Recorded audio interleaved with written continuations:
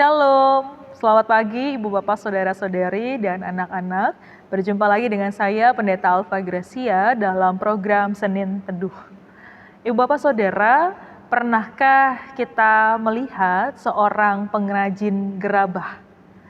Tentu seru ya, melihat bagaimana seorang pengrajin itu memulai karyanya, dimulai dari tanah liat yang diletakkan di atas meja putar, lalu diberi air sedikit dan mulai untuk dibentuk sampai membuat sebuah kerajinan gerabah. Saya cukup senang melihat video seseorang yang menggambarkan bagaimana proses terjadinya sebuah pengrajin gerabah tersebut.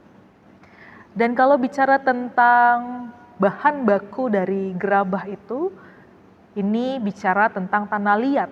Tahukah Ibu Bapak Saudara bahwa tanah liat yang berkualitas baik itu harus paling tidak dalam jangka waktu 1 tahun dibiarkan begitu saja di luar ruangan, kehujanan, kepanasan, bahkan bisa jadi di dalam cuaca yang sedemikian itu tanah liat itu memang jadinya semakin lentur.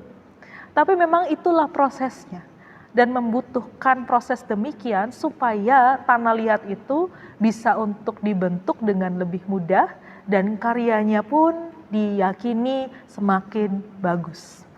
Kalau kita bicara tentang tanah liat, maka dalam kehidupan orang percaya, bukankah kita juga adalah tanah liat? Tanah liat yang siap untuk dibentuk.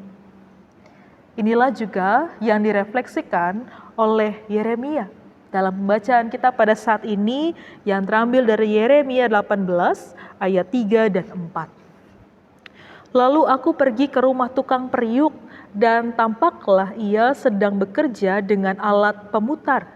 Ia, jika bejana yang sedang dibuat dari tanah liat di tangannya itu rusak, tukang periuk itu mengerjakannya kembali menjadi bejana lain menurut apa yang dipandangnya baik. Jadi konteks dalam bacaan ini Bapak Saudara Yeremia pergi ke sebuah tempat tukang periuk atau pada saat ini kita kenal dengan istilah pengrajin gerabah. Dia melihat, memperhatikan betul-betul bagaimana tukang periuk itu bekerja. Jadi tanah liat itu diletakkan di atas meja putar dan sambil dibentuk sedemikian rupa dibuatlah karya. Sayangnya untuk menjadi karya yang baik itu tentu ternyata tidak sekali jadi. Ada proses yang sering kali kemudian di dalamnya ada kegagalan. Bisa saja bentuk dari gerabah itu tidak sempurna.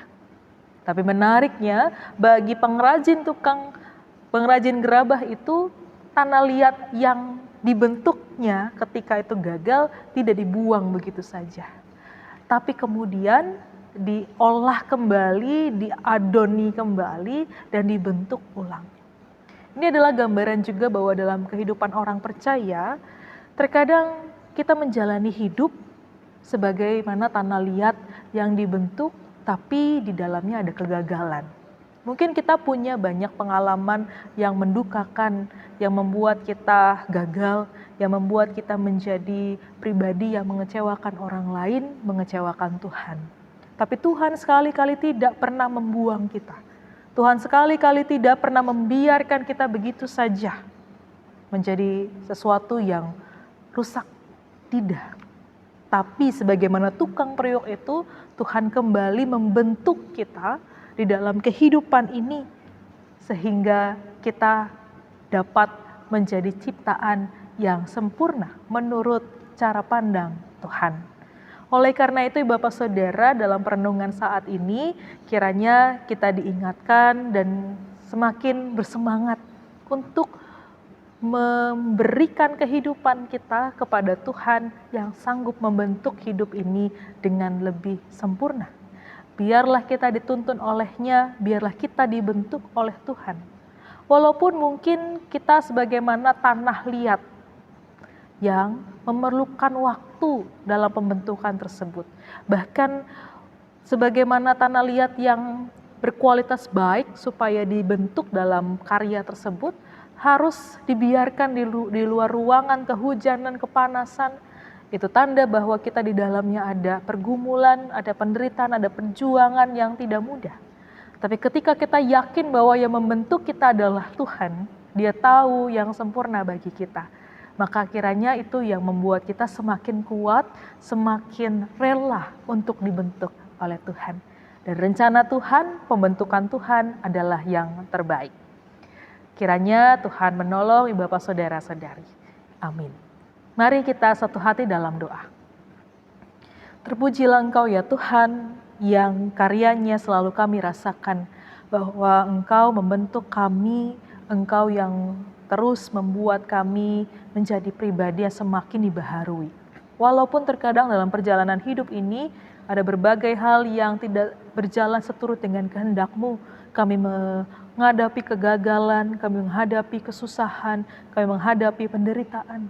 Tapi kami mau percaya bahwa di balik itu semua Tuhan setia membentuk kami. Maka ajarlah kami untuk hidup dekat kepadamu dan menyerahkan segala sesuatunya hanya ke dalam tangan kasih Tuhan. Kiranya dalam awal minggu yang baru ini Tuhan yang menolong kami untuk menjalani hari-hari yang masih Tuhan percayakan kepada kami. Inilah doa dan permohonan kami. Dalam nama Tuhan kami Yesus Kristus kami berdoa. Amin. Terima kasih sudah menyaksikan Senin Teduh. Sampai berjumpa dalam episode berikutnya. Tuhan memberkati.